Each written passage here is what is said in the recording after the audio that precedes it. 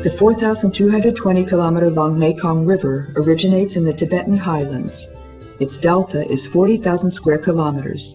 In rainy season, the river can't transport the huge amount of water which swells Lake Tonle Sap in Cambodia. On more than a fourth of the delta region, there's intensive rice cultivation, but fishing is also important. Fishermen, farmers, and craftsmen live in the villages standing on poles.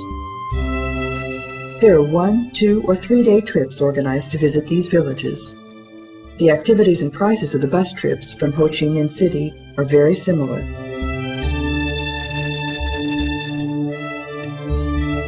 An entry in a guidebook says, Bao Dinh channels can be reached after a 2-hour journey.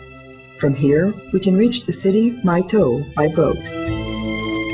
Mai To is a typical water city with inhabitants traveling by boat and with houses standing on poles in the water. There's always a 1-hour free program here at the market where everybody can go shopping. Surprisingly, the sellers sell their goods at sensible prices. From here, the group goes on by boat to visit the 4 islands, the islands of Turtle, Dragon, Unicorn, and Phoenix. Lunch is usually eaten on the island of Turtle. We can see everywhere that huge eyes are painted on the bow of the boats. Legend has it that they're painted to frighten away the water monsters. Seeing the huge eyes, the wicked water monsters believe that they've met an even bigger monster, so they run away.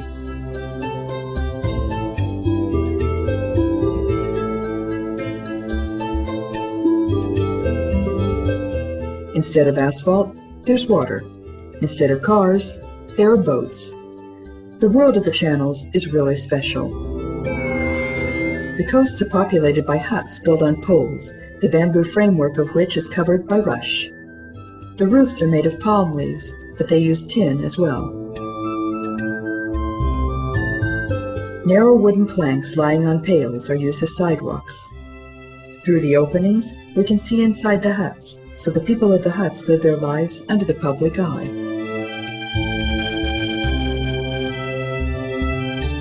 Craftsmen also live here, and some of them live on raffia spinning, making rush, baskets, and hats. The men's main activity is fishing, and many of them are involved in trade and transportation of goods. The channels have their own market, as every settlement does, because the goods for everyday life need to be bought somewhere.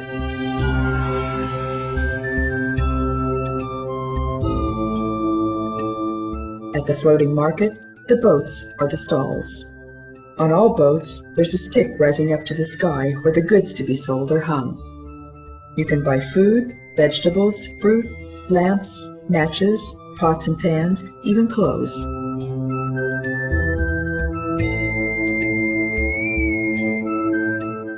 The barges are sometimes so packed that it's a wonder they don't sink under the weight of melons, cabbages, or pineapples.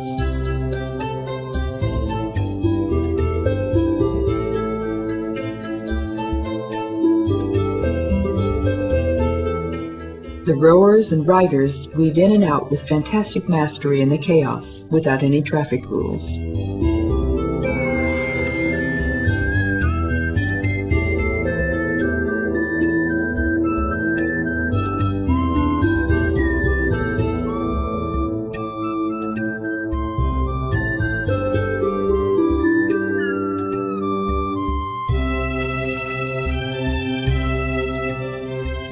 Fishermen move the fresh catch from their boat to a smaller one, and they start down the channels on them. Of course, there are wholesale purchasers, but housewives can't resist the goods still alive.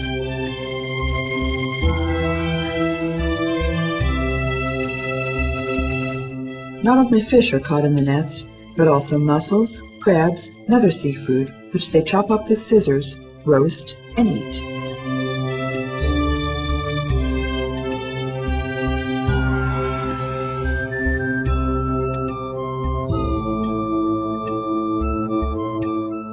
In the small refectories set up on boats or in palm huts, we can try these extraordinary dishes.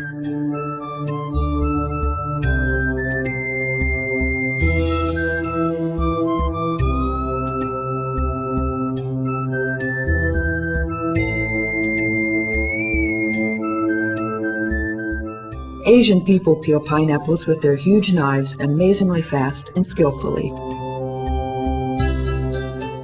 There are few more delicious delicacies than fresh pineapples. The boats groan with piles of the fresh spiny fruits and coconuts.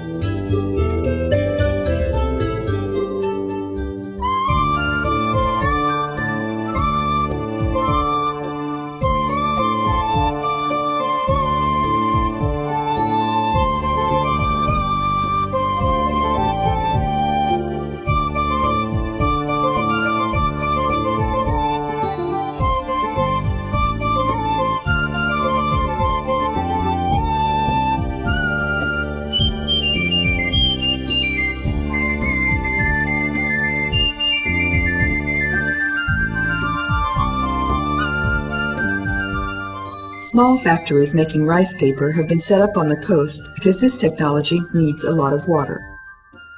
The rice paper made in a traditional way is the basic material of not only lamps and lampshades, but it's also used at the press.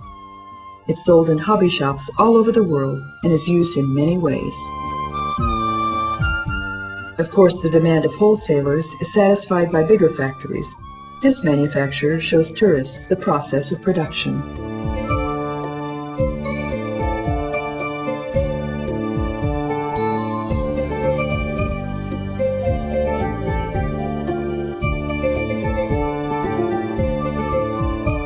Travel agencies try to show all the sights of the region, for example an apiary, crocodile farm, or a small factory making sugar. Between the attractions, we can travel by boat.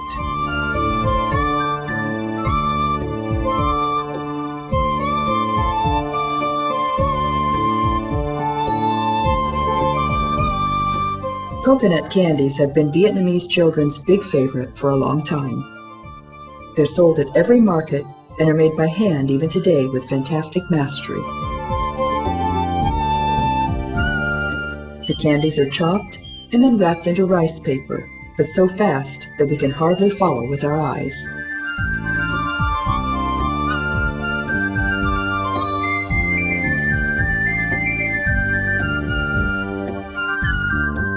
The disorderly network of natural and artificial channels with fishermen and traders living on their coasts is an exotic sight of Thailand and Vietnam.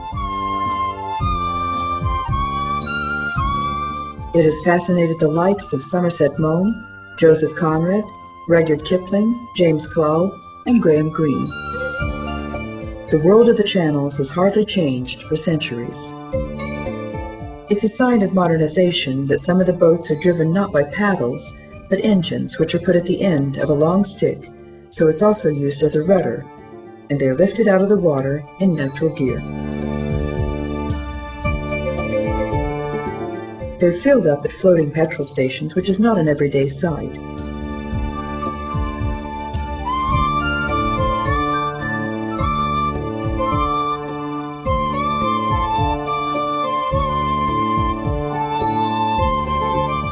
There's no electricity in most huts on poles, but we can hear music coming from battery-operated cassette recorders. Clean drinking water is carried in huge balloons by boats because the water of the channels is not fit for drinking, especially since motorboats are used.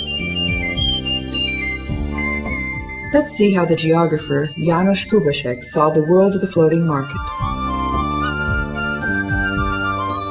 On the winding channels flanked by palm trees, there's hardly any free surface. Boatmen turn their paddles with magic skills, and they never crash. We can meet floating kitchens as well. In some flatboats, fish and crabs are roasted on live coals. Rice and soup are cooked on a tiny iron cooker. They're handed on plates to the customer, who sits on a boat and also offers something to buy. The colorful sight of sellers all over wearing colorful clothes, broad-brimmed cone-shaped raffia hats sitting on their boats, loaded with fruit and vegetables, remains an unforgettable experience forever.